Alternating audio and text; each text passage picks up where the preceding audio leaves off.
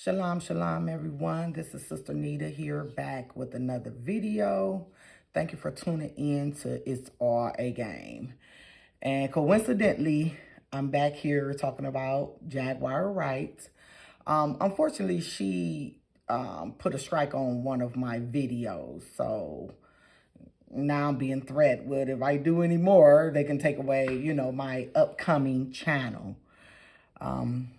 In my opinion, she act like she don't see you, but she really do see you, because why strike my channel for fair use? So again, I'm about to do fair use commentary.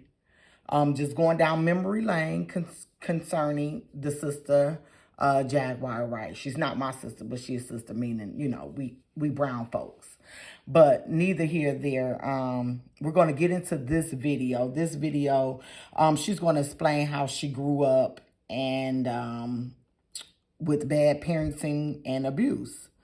Again, this is fair use commentary for educational purpose, 1967, copyright. So let's get into the video. We're going to start it here, and we're going to play it for about a minute or so. Oh my God, yeah. This is the 70s, 80s. I preferred my dad because daddy was fast and quick justice. Mom liked to drag it out. You know, my mother unsupervised. It wasn't good parenting. She would make us strip down naked and lay on our face down on the floor. And then she'd get a spray bottle and she'd spray us with water. And then she'd get the extension cord and beat the fuck out of us and laugh when we cried. I'll never forget, I had a Norman Bates moment. You remember the Bates Motel where he came in and he killed the bitch in the shower? Ah! My mama done me like that. I didn't wash the dishes, see. She ain't beat me like a normal person. She waited for me to get in the shower for my skin to get soft. And she came in the bathroom and I seen her lurking and she pulled back the curtain and why? Started beating the fuck out of me in that shower. I guess that's part of the reason why I never had a problem with scars. I've always had them. A body without scars, I don't understand. Yeah, my mom was, she used to do mean shit. Like my sister, if she wouldn't wash the dishes and left and the stink started to get stinky, and the rag and then the dirty food and all of that, my mom made my sister eat that shit.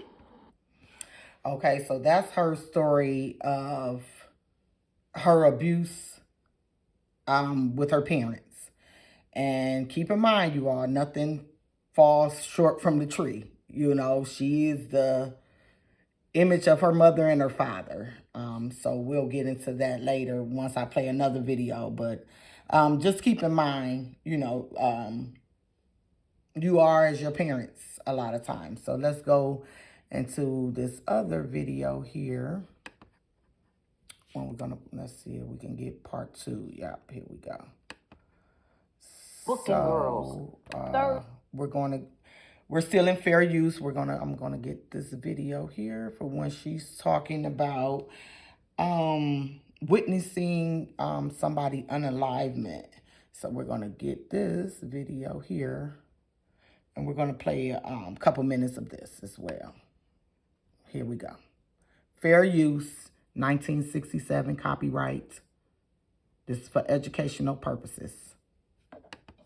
And then 4 niggas jumped out and then they just shot him. They thought he was his twin brother.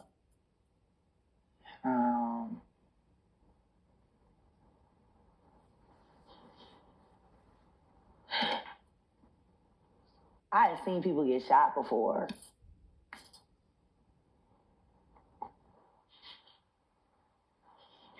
But when I saw him getting shot in that moment, the first thing that came to my mind was, Naija gone, now he gone. And it's like this whole part of my life never happened. And so I made the cab pull around. He didn't want to pull around. because they were shooting. I'm like, you better turn around. And he didn't want to turn around, so I pulled my knife out and I put it to his neck. And I said, so help me God, if you don't turn this car around, I'm going to cut your fucking throat. Now she's threatening to unalive someone at this moment. See, we all see one's character. You let them speak long enough or you watch them long enough. So now she's threatening to unalive someone if they don't turn around. After she witnessed someone else being, pop-out and unalived. And he turned around. They got in the car and they pulled off, and I got to be where it was about 5 minutes. And he died on my lap. And he said, I'm going to be with her. I love you. He was going to be with our daughter. And he said, be strong. Because you're alone now.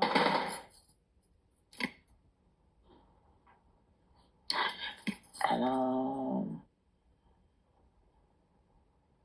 I went to my people's crib. I didn't wait for the cops to come. I wasn't a witness and I wasn't answering no fucking questions. So I went to my girlfriend's house, that 15 mile. She let me change, shower, get the blood off me, got me some clothes. I took the train, I went home. I did dishes. I vacuumed. I made beds, and I did laundry. Like nothing ever happened. So that's her story of someone being unalive in her presence, and also her threatening to unalive someone if they didn't turn around. So this is her character. So now we're going to go to another clip of her speaking about being a witness again to someone being unalived and her abduction. So let's get to that. And we're still in fair use.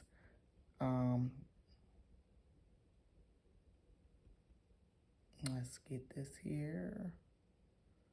It's going to be about right up in, kind of hard. Okay, there we go. So let's hear this one. Somebody else. Even though we hadn't seen each other in 5 months, because the reason why I stopped seeing them was because the last time we was together, I was dressed very cute. It was very nice, and the night ended with brains all over the side of my fucking face. And at that point in time, I says, y'all niggas is just too comfortable with just killing people in front of me. I love y'all, think you're cool, but I've had enough excitement. And John was just, he wasn't very comfortable with the idea of me breaking up with him and having a baby with somebody else.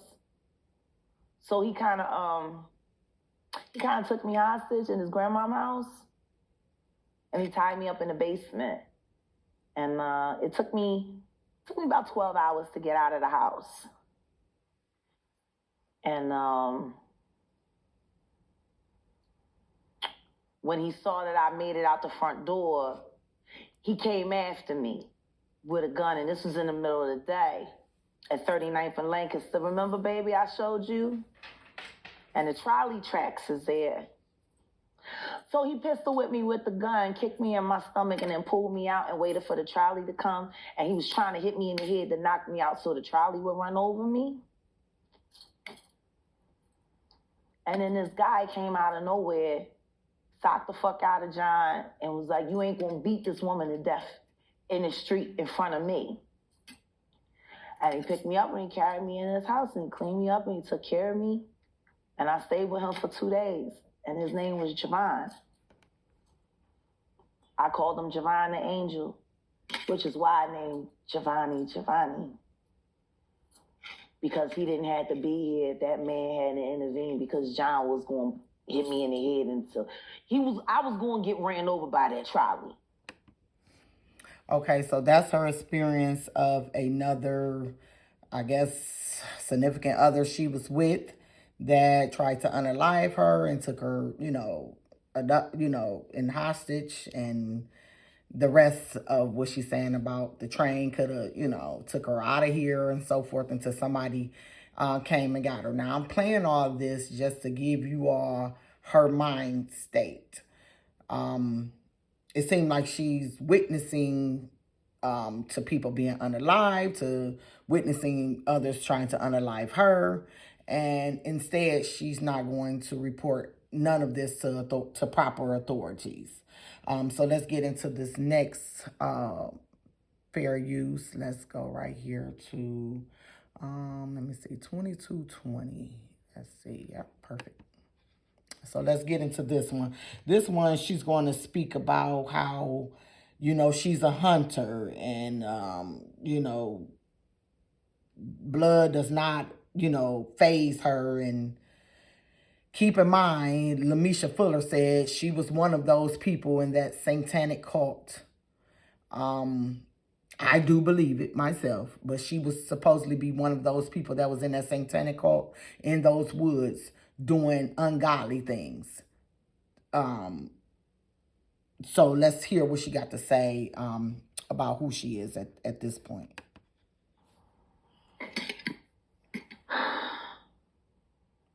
I put it to you this way. I became a hunter and a butcher on purpose, because I'm not uncomfortable being around severed limbs. Blood doesn't bother me. Organs, flesh, even the smell doesn't bother me. Matter of fact, the only dead body I ever smelled that made me sick to my stomach was my son. I couldn't get the smell of his body out of my nose for 3 months.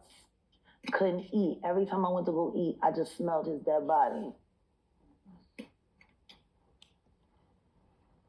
That's the only body that ever made me sick. But other than that, I mean, I fucked around with dangerous people.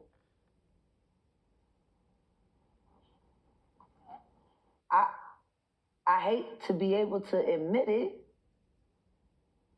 but I've walked in the rooms, like after fresh kills, watching people be hacked up in pieces right in front of me. Like we was just cutting up a cow. And that's how I was taught to see it. It ain't no different than killing an animal. Just a different kind of animal. Now, here's the deal, you all. I don't know who these people is that taught her this, but I think she needs to go talk with the authority. Because, again, Lamisha Fuller is stating that this how she roll. And this how she used to roll in the satanic cult that they was a part of, according to Lamisha Fuller. I do believe it. And in my opinion, hearing this story, how blood doesn't phase her and all these other, ill things, and she's a butcher and she's just looking at people as animals. That's very dangerous. She is not a good person to be fit to be walking in society if you looking at people being unalive as animals. And again, according to Lamisha Fuller, Jaguar Wright was one of those people out there in that satanic woods doing ritual things to little people, if you will. I'm trying not to be channel striked or nothing like that again because I'm new to this. And so I'm hoping I'm, following the guidelines. But neither here nor there. She does not seem fit to be a part of society due to what she just said here. And then these other allegations that she's possibly was one of those people in the woods doing some unalivements. And then, these things does not faze her. She looking at, human people being unalive as animals. That's scary. Now, what we're going to do now is we're going to go here to one more on here.